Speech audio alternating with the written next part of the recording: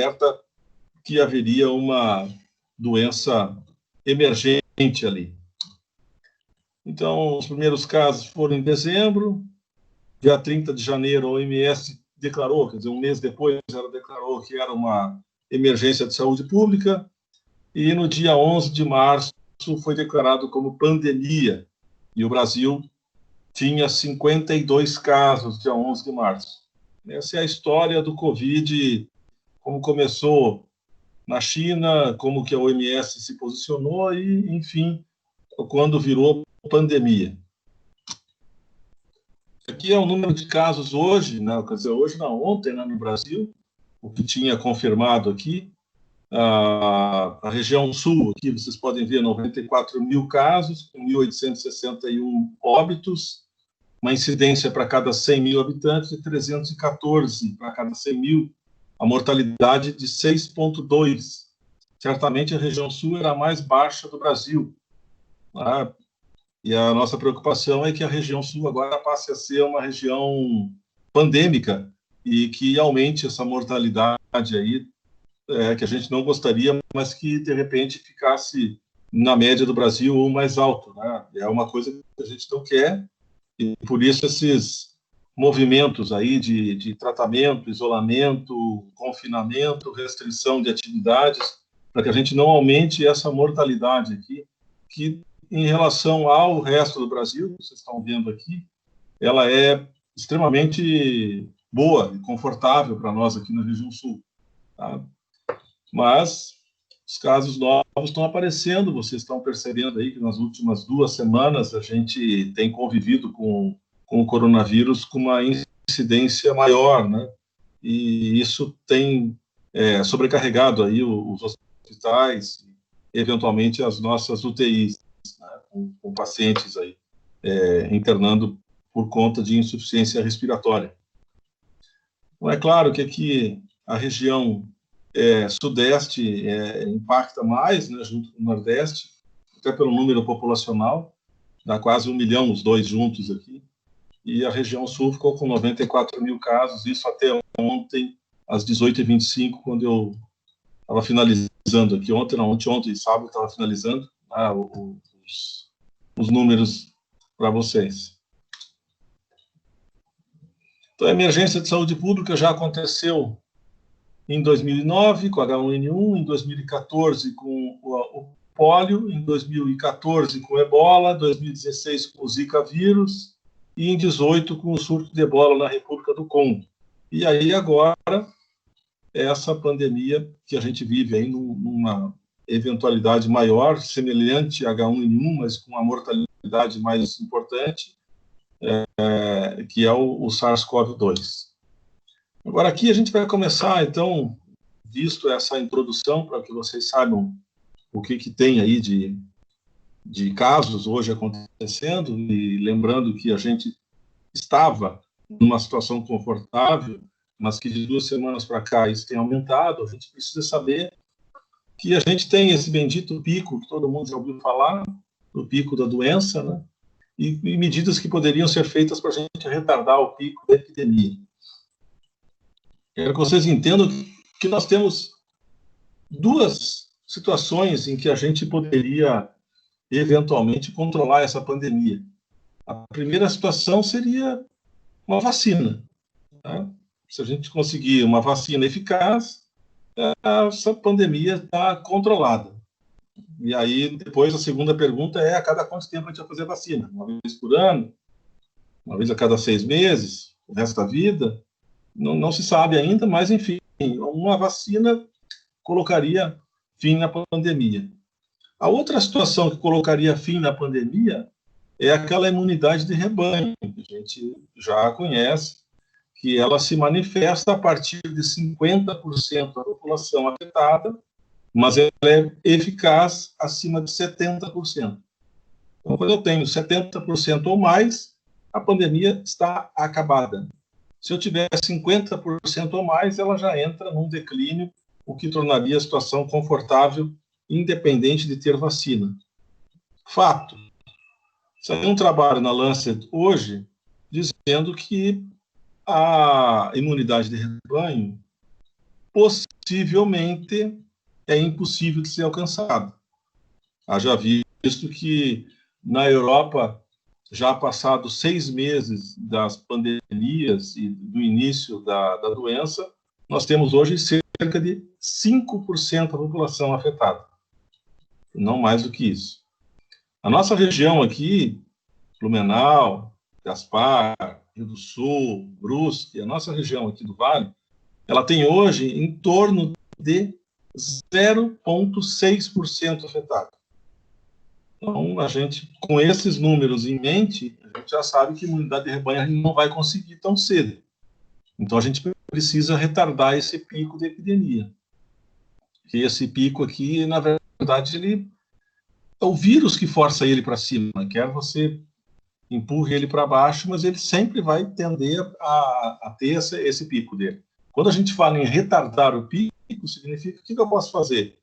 Lavar a mão, trabalho remoto, restrição à aglomeração, impedir viagem, espetáculo, conferência, as aulas. Tudo isso diminui a circulação de pessoas, restringindo elas em locais mais como se fosse domicílio, e aí certamente eu tenho uma diminuição do número de casos. E tendo a diminuição do número de casos, eu não tenho essa curva que vocês estão vendo ali sem medidas de controle, é uma curva à esquerda aqui do vídeo. Isso inviabiliza o sistema de saúde do município. Né? Se eu tiver uma medida sem medida de controle, eu inviabilizo o serviço de saúde. Se eu inviabilizo o serviço de saúde, eu aumento a mortalidade, porque eu não vou ter como atender a população do ponto de vista de UTI. E sem UTI, a gente sabe que as pessoas que evoluem mal com o coronavírus, elas vão a óbito, independente das ações que se façam. Mas vocês já estão entendendo com essa conversa que a gente está tendo aqui que a gente não evita o pico da epidemia, a gente retarda ele. E retardar o pico significa que talvez eu tenha que fazer medidas restritivas como uma onda, né? Vai, volta, aperta, volta. Se está havendo sobrecarga no atendimento da saúde pública, talvez a gente tenha que fazer medidas restritivas. Desafogou os hospitais, libera mais a população, depois aperta de novo, porque não tem como eu manter a população confinada ad eterno, esperando uma vacina, isso é impossível. Mas também eu não posso liberar tudo, porque eu vou ter um número de casos muito grande, e dentre estes eu vou ter os grupos prioritários, que a gente já sabe o que é, mas talvez a gente converse aqui de novo, e isso vai me causar um aumento do número de casos e certamente aumentar a mortalidade, né? Coisa que a gente vinha tendo assim 1, 2 casos. Nos últimos dias aí a gente viu vários casos de óbito, vários, né, no mesmo dia. Então é desconfortável e é ruim para a gente que trabalha com isso e que vive, né, na sociedade, saber que nós temos que aprender a conviver com o vírus. Não se apaga o pico da epidemia, se retarda ele. Sintomas todo mundo já sabe, né? Que febre, tosse ou dificuldade respiratória. Aí tem ainda a perda do paladar, que pode acontecer. Mas, basicamente, essa tríade aqui seria a característica de um COVID, né? Que pode aparecer de 2 a 7 dias após a exposição. Em média, assim, uma mediana assim, seria 5 dias. Ou seja, se você se expôs ao risco, em 5 dias você deveria ter algum sintoma da doença, e se não tiver o sintoma com 5 dias, possivelmente você passou ileso daquele contato positivo que você teve. Como é que transmite o SARS-CoV-2? Ele transmite por contato com gotícula respiratória, né, principalmente com as pessoas sintomáticas. A gente sabe que os assintomáticos podem transmitir, mas eu diria que não é bem o assintomático, é o oligossintomático, que às vezes ele não se sente doente, somente uma leve dor de garganta, um pouquinho de dor de cabeça, não pensa que possa ser o SARS-CoV-2 e ele está já disseminando a doença se ele não estiver usando máscara e se ele não estiver fazendo uso do álcool gel ao cumprimentar as pessoas. né, fazer o toque nas pessoas. Então, o período médio da incubação está ali de 5 a 6 dias, o intervalo varia de 0 a 14 dias, por isso, em alguns casos, o afastamento é de 14 dias, passado o período de incubação conhecido do SARS-CoV. Então, vamos lá, a transmissão se dá por contato com gotícula respiratória. Eu encostei numa bancada. Essa bancada, ela pode estar infectada, mas se você usar o álcool gel e não encostar no teu rosto, você não vai se contaminar pelo simples fato de ter tocado na bancada. Não é isso, né? Você teria que ter colocado a mão no rosto, sem higienizá-la previamente. Então, como é que o vírus se propaga? Por meio de gotícula de nariz ou boca. Ou seja, cada vez que vocês forem fazer algum atendimento com alguém, você sabe que por gotícula respiratória vai transmitir, né? Ou é possível que transmita. Então, a primeira coisa que se faz é o uso da máscara para ambas as partes, né? Tem que haver o uso da máscara. A segunda coisa importante, está aqui embaixo, na esquerda, embaixo, é o distanciamento social. A gente tem que manter um distanciamento ali seguro, em torno de 1,5 metro. Alguns casos falam 1 metro, outros falam 2, mas certamente com 1,5 metro você está seguro. O problema é manter esse 1,5 metro. A gente percebe aí em alguns locais aí que a gente tem a marcação no solo, né, no chão da fábrica, da loja que você visita, vai fazer compras no supermercado, e muitas pessoas acabam não respeitando, voltando àquela velha guarda de vai empurrando ali que uma hora eu chego lá. Não dá. Nesse momento da pandemia, principalmente aqui na região sul, que aumentou o número de casos, o distanciamento em torno de 1,5 metro, ele é bastante seguro, tá? Principalmente se a outra pessoa estiver usando máscara. Ou seja, mesmo uma pessoa positiva que esteja a 1,5 metro de você usando máscara, muito provavelmente você não vai pegar a doença dessa pessoa. Muito provavelmente não vai pegar. Tá? A menos que ela esteja sem máscara, tossindo em direção a você. Aí seria um risco maior, porque dependendo da máscara que a gente está usando, ela não protege, né? Vocês sabem que essa máscara que se usa na rua, a máscara de pano aí, que agora tem até marca e logotipos diversos aí, a máscara de pano não protege contra a doença, ela protege o outro. Então, ela evita que eu transmita para outra pessoa. Mas se outra pessoa tiver sem máscara, tossindo próximo à minha pessoa, mesmo com a máscara de pano, eu vou adquirir a doença, possivelmente. É claro que se a gente estiver usando uma N95, já fica mais difícil. Se estiver usando uma cirúrgica, fica mais difícil. Então, recomendação de máscara. Tá? População em geral, máscara de pano. Isso, a gente já sabe que não se admite mais hoje, em plena pandemia, que alguém circule sem máscara na rua, principalmente quando vai entrar em algum estabelecimento, né? E, às vezes, até na rua, não sei se isso é problema ou não, sabe? Porque a gente sabe que, andando na rua, a possibilidade de transmitir é em torno de 1%. Mas é uma questão cultural. Se você andar sem máscara na rua hoje, alguém vai te interpelar. E a gente sabe também que em ambientes confinados, sem máscara, você tem uma chance de 30% pegar a doença. Uma chance 30 vezes maior se você estiver num ambiente confinado. Ou seja, se você estiver na rua caminhando, a chance é de 1%. Se você entrou no supermercado, a chance é 30%. Lógico, o objetivo é usar máscara para que você não entre nesses 30%. Então, máscara de pano serve para todo mundo na rua. Todo paciente confirmado suspeito deve usar em avaliação médica. Isso é, para mim, claro e evidente, né, que não há possibilidade do paciente ser atendido sem máscara. O profissional de saúde, ele vai ter que ver que tipo de atendimento ele vai fazer.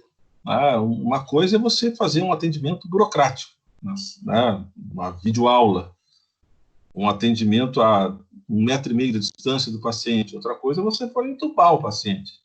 Né? O paciente está lá com uma insuficiência respiratória franca e você vai precisar fazer uma intubação orotraqueal. São coisas diferentes, né? A pessoa é dentista, trabalha lá na boca do cidadão, o cara com a boca aberta, e ele vai lhe atender. Os EPIs que serão utilizados são diferentes, né? Então, aqui a gente fala em avental, N95, luva, óculos, pode ser pensar no face shield também, mas tudo a seu caso dentro de uma lógica de transmissão de doença. Então, eu estou fazendo um tratamento, um atendimento ambulatorial com um paciente de ortopedia com lombalgia. A pessoa não tem clínica nenhuma respiratória. Os dois usam máscara cirúrgica, ou máscara de pano no paciente, máscara cirúrgica para o profissional de saúde. E ponto final. Higieniza sua mão depois e ponto final. Eu vou precisar ver a orofaringe de um paciente que está com dor de garganta. Bom, aí você vai ter que usar um óculos de proteção. Talvez seja interessante usar o face shield em cima também. Só o face shield não serve, tá? Tem que usar a máscara e o face shield. E aí você acaba tendo uma segurança maior. Então, depende muito do tipo de atendimento que você vai fazer para o paciente, você vai usar o EPI. Tá? E da distância que você tem do paciente positivo. Então, o avental, às vezes pode usar até aqueles aventais de UTI lá, como se fosse um aparamentado de um astronauta, mas aí é para o paciente entubado, que eu estou selecionando o paciente, movimentando ele com secreção orotraqueal, isso, ok. Mas um atendimento do ambulatório ali, talvez não precise tudo isso, basta higienizar bem a mão e uma máscara cirúrgica. Sobre tratamento, então, assim, não tem, né, tratamento para a COVID, né? Acho que todo mundo já tem isso bem claro, que não tem tratamento para a COVID. E existem várias possibilidades terapêuticas. São possibilidades terapêuticas que não são protocolares. Apesar do governo fazer protocolo com hidroxicloroquina e cloroquina, a OMS abandonou os trabalhos no dia 4, agora, desse mês, com hidroxicloroquina, cloroquina e lopinavir, que é o caletra do HIV, alegando que não encontrou evidência substancial de que funcione para reduzir morte e mortalidade do Covid. Mas ela está ali, ela vai ressurgir das cinzas da hidroxicloroquina daqui a pouco. Né? Alguém vai trazer algum trabalho aí dizendo que ela funciona e mais um vai dizer que não funciona. Então, a hidroxicloroquina e cloroquina são possibilidades, mas não unanimidade. A azitromicina, ela entrou meio que na unanimidade, que seria interessante você usar uma azitromicina para o paciente sintomático respiratório. Ela tem uma boa atuação para evitar a infecção bacteriana secundária e uma discutível atuação antiviral. Mas a gente tem já vários trabalhos aí dizendo que a azitromicina, quando utilizada, ela tem um bom desfecho, associada ou não à hidroxicloroquina. Agora, se fala muito na ivermectina atualmente, por conta daquele trabalho ICON que saiu. O trabalho mostra a viabilidade da ivermectina in vitro, né, contra o coronavírus. Agora, uma coisa é in vitro, outra coisa é in vivo. A gente não tem trabalhos robustos hoje dizendo que a ivermectina funcionou. O que existe são relatos de casos, né? E assim, o relato de caso hoje em dia é muito complicado, né, para nós, assim, médicos, e para vocês que estão aí na linha de aprendizado, linha de frente. Existe um viés político muito grande, né? Às vezes o prefeito é médico e ele quer dizer que curou todo mundo com um remédio tal, mas não há evidência, só relato de casos, né? E aí a gente tem que ponderar bem até que ponto o relato de caso é cientificamente reproduzível para outros municípios, né? Porque teria que se saber que tipo de população foi afetada, se foi atingido os pacientes cardiopatas, os hipertensos, os obesos estavam no contexto, se as pessoas socialmente menos favorecidas estavam nesse contexto, ou se era só o bambambam que mora em Jurerê Internacional, porque a gente tem essa percepção bem clara hoje que o Covid ele tem um impacto maior numa classe social mais baixa, porque essas pessoas já têm um sistema de saúde que ela atinge menos o sistema de saúde, ela procura menos o sistema de saúde, ou por dificuldade ou por falta de conhecimento, diferente de uma pessoa de uma classe social melhor que já tem uma saúde supostamente melhor, porque se alimenta melhor, porque tem uma saúde mental melhor, porque consegue consultar os médicos, consegue fazer os exames em tempo hábil, consegue os melhores medicamentos, as melhores internações. Então, essas variantes que nos relatos de caso não estão bem explicitadas, do meu ponto de vista, né? Acho que, às vezes, o relato de caso só mostra, assim, o que o inglês quer ver, né? Olha, eu curei todo mundo a partir do momento que eu dei o remédio. Tá, mas esse todo mundo é quem? Né? Então, a gente tem que ter um viés crítico muito importante, muito acurado nesse momento, para não entrar na onda do desespero. Então, daqui a pouco nós estamos dando, sei lá, rifampicina para tratar Covid, e, sei lá, tem de tudo, né? A gente tem que partir do ponto de vista daquilo que é possível. Então, a ivermectina hoje é possível, mas não é uma coisa certa, tá? Talvez daqui a 2, 3 meses a gente fale que, ok, é protocolar e ponto final. Mas, nesse momento, ela não é uma coisa certa. Ela é uma coisa que foi vista num trabalho que mostrou atividade in vitro. A corticoterapia, especialmente a dexametasona, embora a prednisolona, a prednisona funcionem, o trabalho que fala da corticoide fala da dexametasona, que reduziu em 33% a mortalidade de paciente em UTI.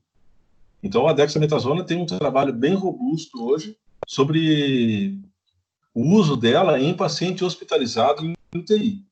Ok, então o paciente está hospitalizado em UTI, eu acho que não se discute muito a necessidade de usar a dexametasona. A BCG eu coloquei aqui porque algum tempo atrás se falava da BCG na Índia, né? Austrália, tinha alguns trabalhos que falavam ali. Eu não encontrei mais nada depois disso, isso foi em março, abril. Depois eu não encontrei mais nada a respeito da BCG, se ela teria funcionado ou não, ou se ela teve algum impacto na transmissibilidade, na receptividade das pessoas em relação ao vírus. Não encontrei mais nada, mas é um stand-by e ficou ali, né? Talvez no futuro próximo aí a gente consiga alguma coisa a respeito dessa vacina.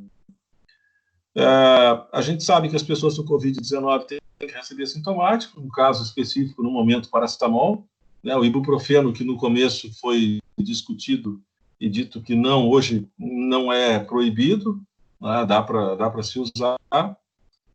É claro que o suporte, em caso severo, deve incluir suporte avançado. O que é caso severo? A gente tem falado em saturação de O2 abaixo de 94%. E aí a gente pede uma tomografia para avaliar a situação da pessoa, né? Quando a gente fala em tomografia, que eu acho que hoje é impossível você fazer um diagnóstico de COVID por uma imagem radiológica simples, um raio-x de tórax. É praticamente impossível. Tá? Eu já vi colega me ligar dizendo, olha, eu fiz um raio-x aqui e tem uma imagem de vidro fosco no raio-x. Não, né, cara, não vamos forçar a amizade. Faz a tomografia, que é melhor. A tomografia é bem clara, né? Essas imagens que vocês estão vendo aqui são repetitivamente, assim, são repetidas a exaustão. Eu já vi, olha, mais de 30 tomografias de pacientes hospitalizados ou não com suspeita de Covid, todos os Covid positivos têm essa imagem aqui. Alguns pior, outros um pouco melhor. Pior, quando eu digo, é assim, é como se fosse esse pulmão aqui da direita. Ele é um pulmão que você pega assim numa tomografia do ápice à base do pulmão, e às vezes bilateral, como está aqui. Tá? Então é bastante impactante. Você pega assim, às vezes tu faz um raio-x e o raio-x te mostra nada. Não tem nada. O paciente está lá referindo falta de ar e dificuldade para correr, dificuldade para fazer as atividades do dia a dia. Você faz o raio-x, não tem nada. Você vai fazer uma tomografia, você encontra uma tomografia desse tipo aqui. Então, é bem impactante, né? E hoje a gente, meio que na suspeita do Covid, faz o teste e a tomografia. Não há outra possibilidade diagnóstica, e talvez esse seja um dos padrões ouro aí, a tomografia e o PCR para diagnóstico de Covid-19. Mas se vocês olharem bem essa imagem aqui, que ela vai se repetir a exaustão. Quem vê um raio-x desse e olhar uma tomografia dessa, desculpa, você olhar uma outra tomografia igual a essa, você está à frente a um Covid. O teste deu negativo. Cara, faz de novo o teste, coleta amanhã e já deixa esse cara internado, já deixa o intensivista lá de sobreaviso, porque às vezes esse paciente, dependendo da situação dele, se for cardiopata, obeso, ele evolui muito mal em pouco tempo. Pouco tempo, assim, 12 a 24 horas. Tem que ficar bem atento, não dá para liberar um paciente desse, tem que ficar sendo monitorado ali para ver qual a evolução do paciente. Então, o diagnóstico clínico e laboratorial. O diagnóstico clínico é quadro de gripe, né? Ele começou a ter quadro de gripe e ele vai entrar no diagnóstico clínico de SARS-CoV-2. E aí nós temos que fazer um diagnóstico laboratorial. O diagnóstico laboratorial cold, o melhor diagnóstico é o PCR, que é aquele suave nasal, suave de orofaringe, que a gente coleta com o paciente sintomático respiratório, de preferência nos primeiros 5 dias de doença, que é quando eu tenho uma replicação viral na via aérea superior do paciente e eu vou conseguir uma possibilidade, vamos dizer assim, um positivo verdadeiro muito grande. Então, vamos repetir, porque isso é importante para que vocês depois compreendam o afastamento da gente ou do paciente. Então, o PCR, ele é o teste ouro, nesse momento, para o diagnóstico de Covid-19. Você fez o PCR, um suave nasal e orofaringe, você tem o resultado do reagente, esse paciente está no início da infecção. Ele tem vírus ativo na via aérea superior. Esse paciente tem que ser afastado por 14 dias. Não há possibilidade de você manter esse paciente, à luz do conhecimento atual, com menos tempo de afastamento. Não dá. Então, saiu o PCR dele positivo, esse paciente está no início da infecção, e ele tem que ser afastado do convívio social por 14 dias. Não há discussão. Aí vem essa encrenca aqui. Isso aqui é um jogo de xadrez muito mal jogado, que é o teste rápido. O teste rápido tem centenas de testes rápidos aí sendo vendidos e aprovados pela Anvisa. Centenas. Tá? Cada vez mais. O problema é que os primeiros que vieram são da China. Né? Eu acho que umas dezenas deles aí são da China. E a impressão que me dá é que, assim, esse trem não funcionou direito lá e vamos ter que despachar. Deve ter saído um teste rápido 2.0 lá e eles mandaram 1.0 para fora para desovar, porque a possibilidade de você ter uma interpretação errônea nesse teste rápido é muito grande, tanto para o negativo quanto para o positivo. Então você tem, assim, uma interpretação muito ruim desse teste rápido. Eu não gosto do teste rápido. Eu uso o teste rápido hoje para fazer screening. O que seria um screening? Vamos para a guerra. Vamos botar aí a turma da 10ª fase para atender lá na Vila Germânica paciente Covid. Eu faço um screening para saber quantos de vocês já têm ou já teve contato com o coronavírus. E aí seria, talvez, estes a linha de frente para colocar lá, porque eles supostamente já tiveram contato com o coronavírus. Tá? Então, aí, supostamente, tem imunoglobulina resistente ao coronavírus, seria, numa linha de escolha, o preferencial para fazer o atendimento a pessoas com suspeita. Quem for zero, porque aqui tem, vocês estão vendo nessa figura aqui, ó, esse aqui é um teste, ele é imunoglobulina total, tá? Não especifica aqui se é IgM ou IgG. Ele tem a letra C, que é o risquinho da esquerda, que é o controle. Ele já vem de fábrica com esse risquinho ali. Tá? E aí você tem o T, que é o teste. Se ele der positivo, ele vai dar esse risquinho aqui. Então, o teste negativo só tem um risco, que é o da esquerda, que é o do controle. O teste positivo tem esses dois riscos aqui. O T é o teste que ele vai me dizer que a pessoa já teve ou tem a doença. Aí fica ruim, começa a ficar ruim de interpretar. Geralmente a gente bota uma gota nesse espaço ali de sangue e 2 ou 3 do reagente, dependendo daí do fabricante. E se aparecer esse teste aqui, como ele está aqui, você não sabe se a pessoa tem ou teve a doença. Não dá, não tem diferenciação entre IgM e IgG. Aí o que a gente sabe? Que no mínimo, há uma semana essa pessoa já tem a doença. Porque ela tem IgM. Né? Se tem, no mínimo ela tem IgM para dar positivo. Então, no mínimo, há 7 dias essa pessoa tem a doença. E, na melhor das hipóteses, ela já tem há mais de mês até. E aí já não precisaria nem ficar afastada. Mas este exame não nos dá essa resposta. Existem outros testes rápidos que mostram IgM e IgG. Tá? Aí eu vou ter 3 linhas, vamos dizer assim. A C, que é o controle, para ver se o teste foi eficaz, que não significa que a pessoa tenha ou não tenha. E aí, no lugar do T, eu vou ter 2 linhas.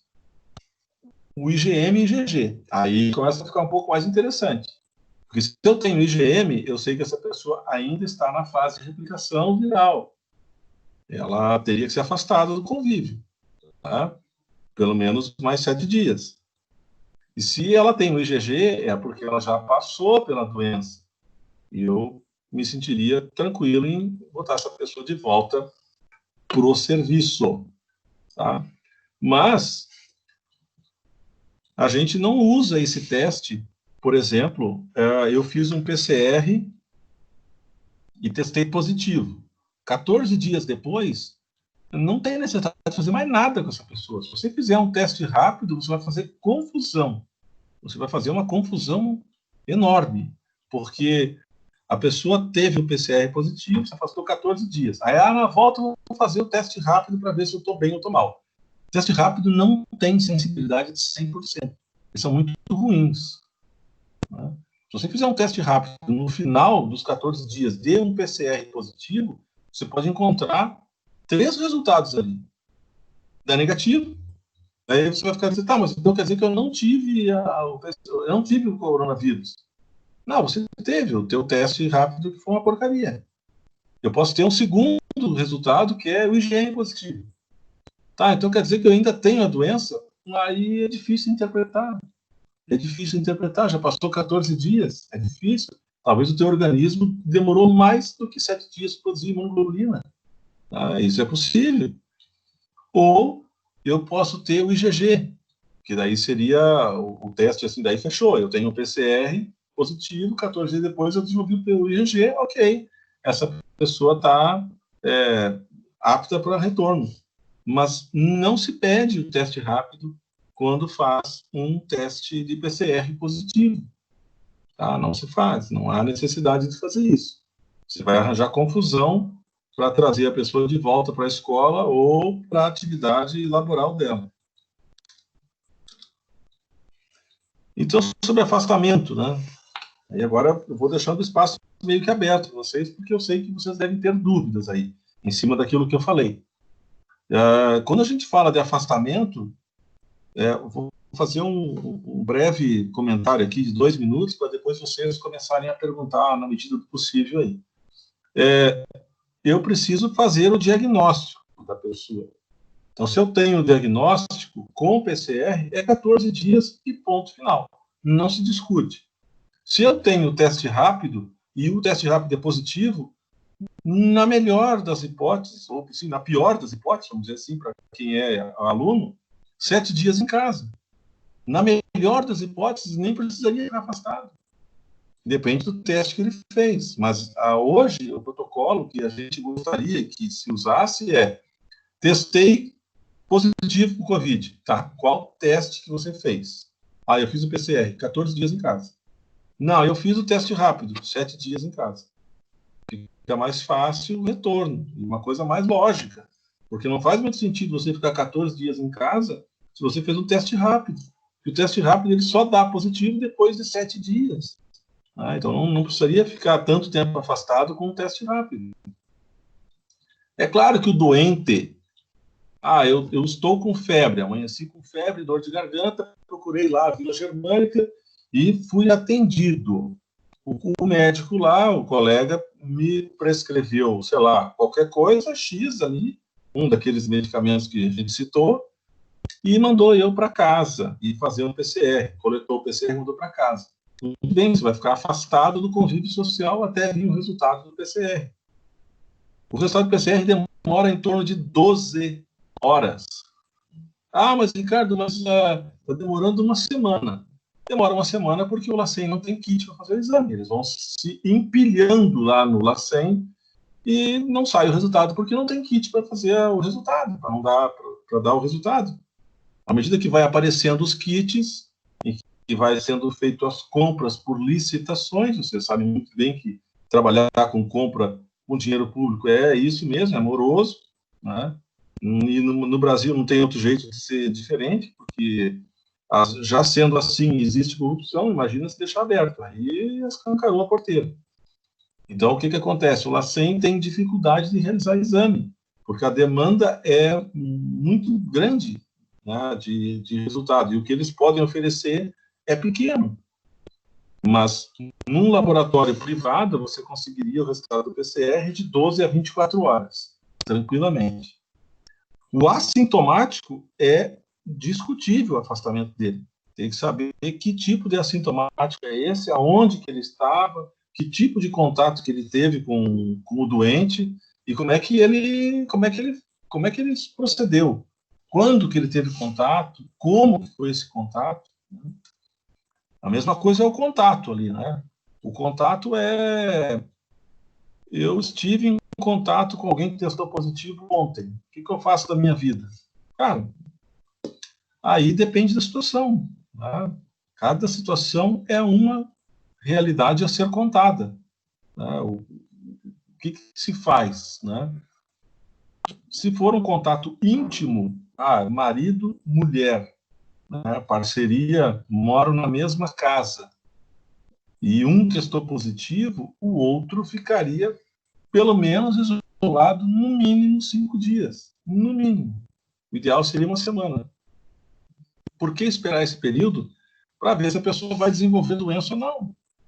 Mas, se ela não desenvolveu doença nenhuma, ela muito provavelmente não teve contato com o vírus. Eu quero fazer um PCR. Ok. Pode fazer um PCR depois de uma semana ali. Não vai fazer no mesmo dia porque não faz sentido. Se a pessoa não tem os sintomas, a chance de ter um PCR negativo é muito grande. Então, aí, no quinto dia eu vou fazer um PCR. Ok. É um PCR que vai te dar uma segurança de que naquele momento você não teria o vírus na sua via aérea superior. Mas não quer dizer que no dia seguinte você não possa tê-lo. Mas, enfim, geralmente com 5 dias a gente tem liberado quando a pessoa é assintomática. É o que a gente tem feito aí no dia a dia. Eu tive contato ontem com um paciente positivo. Aí depende do protocolo de cada unidade, de cada serviço. Né? Cada um vai ter que montar o seu protocolo, porque quanto tempo você ficou exposto, que tipo de procedimento você fez. Eu estava a 1,5 metro de distância dele e eu fiquei atrás do professor e estava de máscara e o paciente também. Não tem nada a fazer. A vida que segue. Vamos em frente, né, cara? Muitas vezes já estiveram em frente a doenças tão ou mais importantes que o Covid e ninguém deu bola para isso.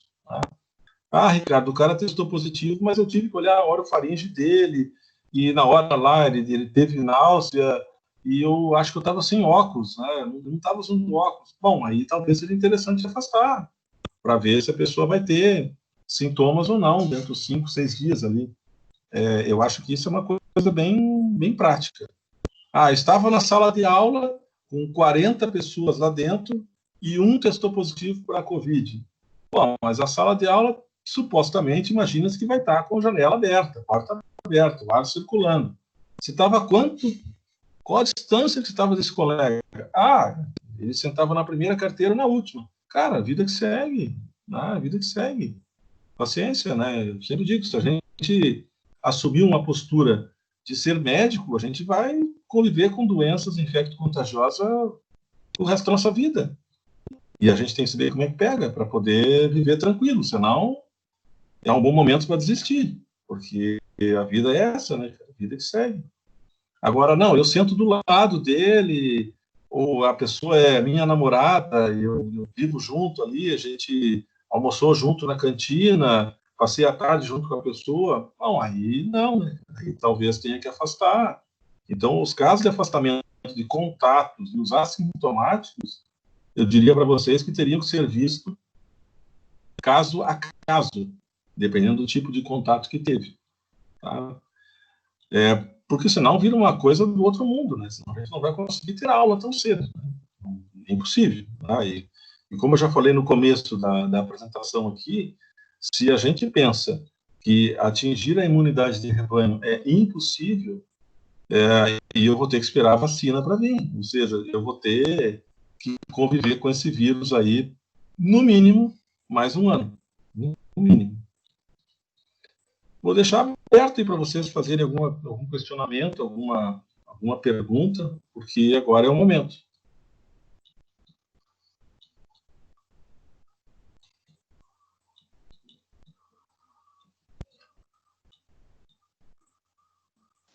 Doutor, e por quanto tempo que a pessoa que pegou, ela fica imune? O IgG funciona? Bom, essa é uma pergunta que vale R$1 milhão, né? Mas eu vou te dizer assim, o que a gente sabe hoje é que pelo menos 3 meses funciona, tá? Pode ser que vá valer mais, pode ser que vai funcionar mais do que 3 meses, mas trabalhos provando que o IgG funciona 90 dias até o momento. Mais do que isso, a gente não tem trabalho robusto, até porque a doença é uma doença que começou, vamos dizer assim, em janeiro, né? Então, os testes começaram mesmo valendo aí a partir de fevereiro, e o que a gente tem publicado é em torno de 90 dias. Possivelmente vai valer mais esse IgG aí, talvez um ano, mas eu ainda não tenho essa resposta para te dar, porque ele pode ser um IgG tipo hepatite C, por exemplo. Eu não vou ter uma imunoglobulina de hepatite C, porque eu posso pegá-la de novo. Eu curei e posso pegar de novo. Como eu posso ter um IgG, sei lá, de sarampo, eu não vou ter outro. Dificilmente, a gente ainda não tem essa resposta. Tá? O que a gente sabe é, eu fiz IgG 90 dias, aparentemente você está imunizado do coronavírus. Obrigada, doutor. Doutor, boa noite. Opa. O doutor tinha comentado a questão do teste rápido ter duas possibilidades, né? Do IgG positivo ou do IgM positivo. E se, no caso, aparecer os dois positivos no teste? Pode acontecer. Pode acontecer. Isso acontece às vezes, tá? Você já deve estar criando... Porque, assim, a primeira imunoglobulina que aparece no teu sangue, depois de qualquer doença que você adquire, por exemplo, sei lá, vamos falar aí da leptospirose nesse momento aqui. Então, se você for fazer um teste de leptospirose, a gente sabe que a gente vai ter que esperar aí pelo menos uma semana para pedir o teste de leptospirose, porque você pedir precocemente, você vai ter um resultado negativo, porque você está buscando imunoglobulina M, e é o IgM. E o IgG, ele é mais tardio. Então, quando você tem os dois resultados positivos, possivelmente você estaria lá no 12º, 10º dia da doença, onde você está caindo o teu IgM, mas já começou a criar o IgG também.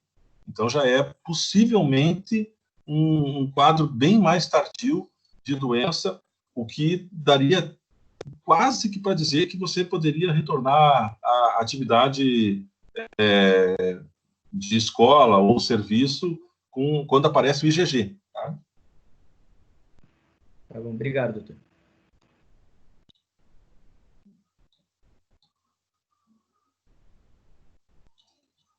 Alguma pergunta a mais? Entenderam bem a história de afastamento e uso dos EPIs? Doutor, no caso, No caso de um PCR positivo, são 14 dias de afastamento a partir do começo dos sintomas ou a partir do resultado? O ideal seria a partir do início dos sintomas, né? Tá? A partir do início dos sintomas, que se calcula o afastamento, 14 dias. A gente tem feito, assim, por exemplo, se a pessoa é assintomática, no final lá do 14º dia de sintoma, eu tenho bastante segurança para liberar a pessoa para o trabalho. Porém, algumas pessoas, são poucas, mas existem. Aqueles que lá no 14º dia a gente vai liberar para o trabalho e ainda está sintomático. Aí talvez seja a hora de fazer uma tomografia e rever o quadro clínico da pessoa e provavelmente vai acabar indo para afastamento, se for trabalho, porque vai cair no INSS. Então, estou falando isso ambulatorial, né? A pessoa testou contigo positivo, foi para casa, e 14º dia ela voltou para ter alta e ela não está legal. Tá com sintoma respiratório, se você não fez tomografia, é um bom momento para fazer. E talvez entrar com alguma terapia secundária ali para essas pessoas. Isso é raro, mas acontece. Tá? E assim, a gente está com uma situação na nossa turma que vários alunos estão afastados por serem contactantes de professores que testaram positivo. E a gente foi orientado que mesmo com testes negativos, a gente não pode voltar para a aula, tem que ficar 14 dias em casa. Qual que é a validade disso? Isso é questionável, né? O problema é que, assim, deixa eu só tentar te explicar. É Isabela, né? Tem coisas, por exemplo, tem coisas que, sei lá, o governo do estado, às vezes, edita um decreto do governador.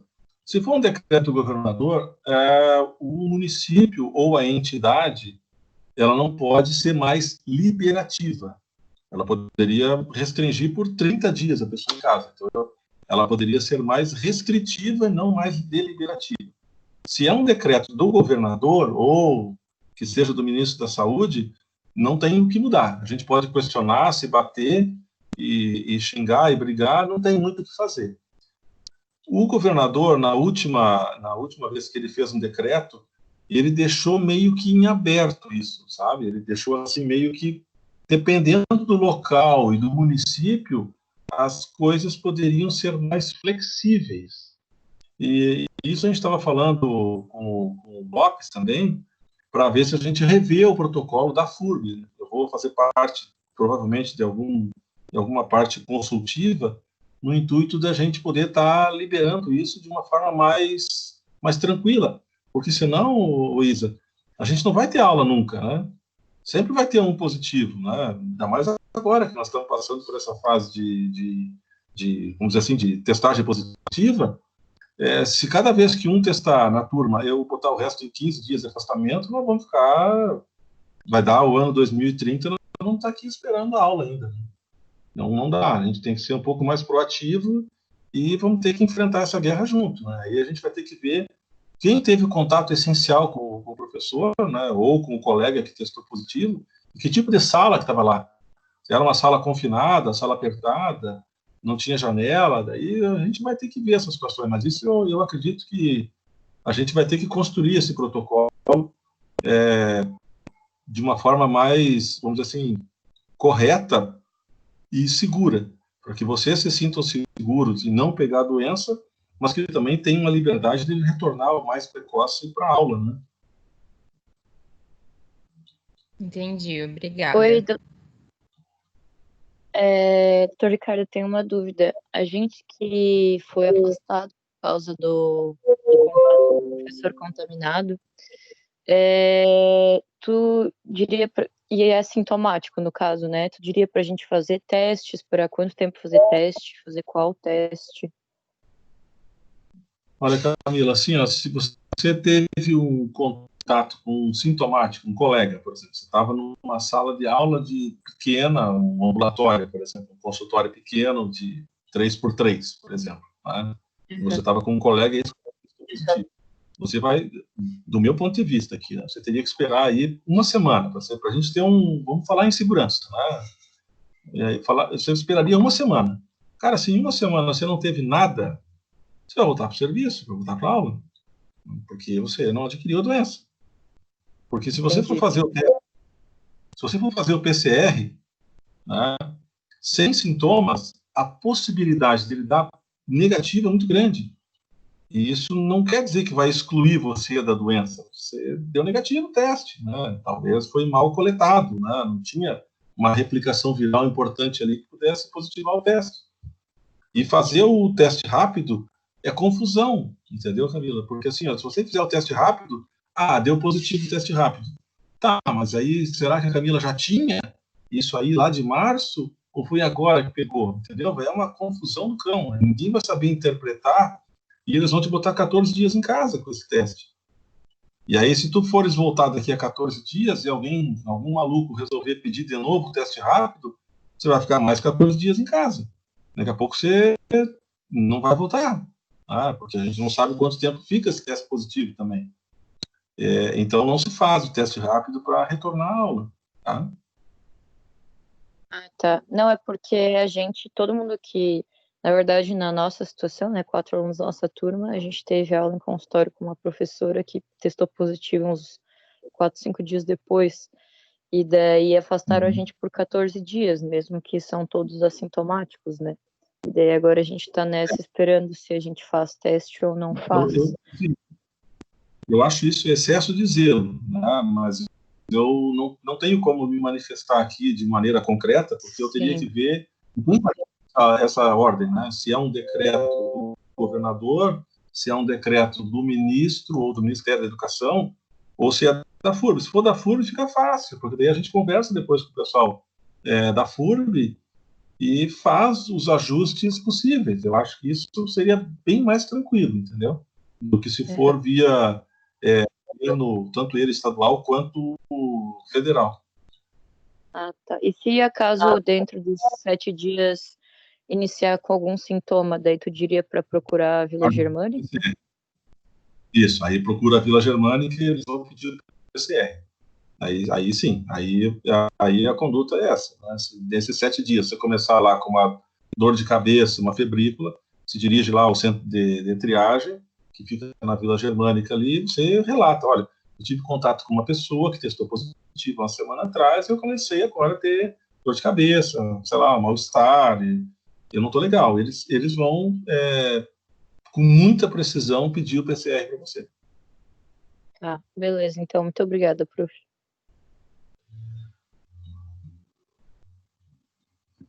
Professor, eu tenho uma dúvida também. Fala isso.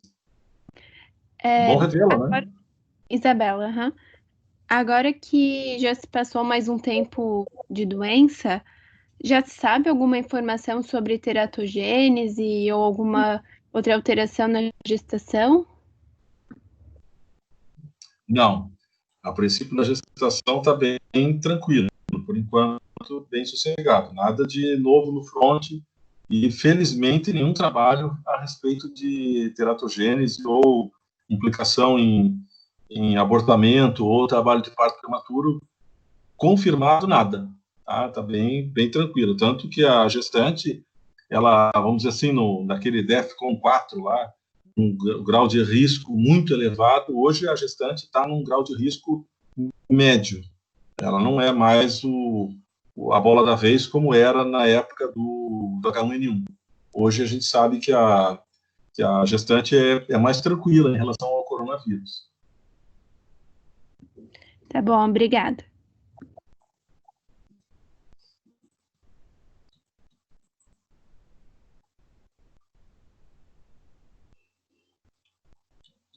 Alguém tem mais alguma pergunta?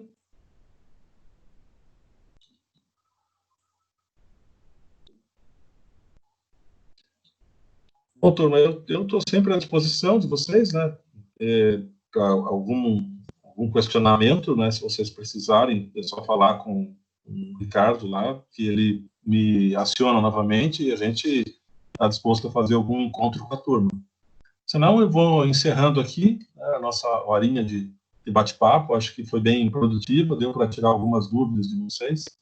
E, se precisarem, eu estou à disposição do pessoal lá do Ricardo, enfim, que ele a turma que comanda vocês aí. Um abraço, gente. Boa noite. Até uma próxima.